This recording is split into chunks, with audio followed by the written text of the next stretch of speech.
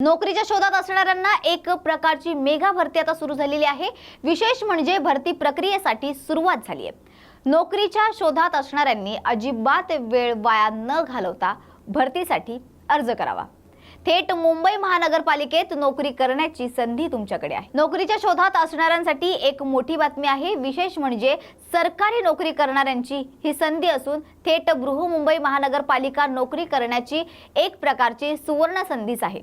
नोकरीच्या शोधात असणाऱ्यांनी अजिबात वेळ वाया न घालवता लगेचच भरती प्रक्रियेसाठी अर्ज करावा।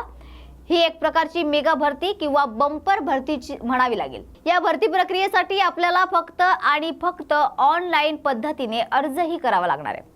20 ऑगस्ट म्हणजेच आजपासून या भरती प्रक्रियेसाठी अर्ज करण्याची प्रक्रिया सुरू झाली आहे।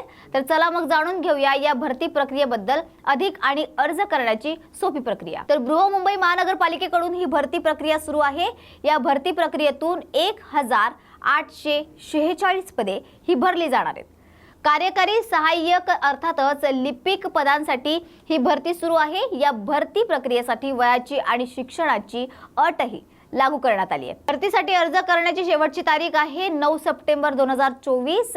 इच्छुक उमेदवारांना त्यापूर्वीच अर्ज ही करावी लागणार आहे। तर या भरती प्रक्रियेची सविस्तर माहिती आपल्याला www.mcgm.government.in किंवा IRJ किंवा पोर्टल किंवा एनिमस किंवा QLRN या साईटवर मिळेल।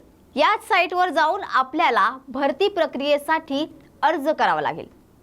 तसेच www.mcgm.government.in या लिंकवर आपल्याला भरती प्रक्रियेची जाहिरात वाचण्यास मिळेल। महानगरपालिकेकडून राबवण्यात येणारी ही सरळ सेवा भरती आहे।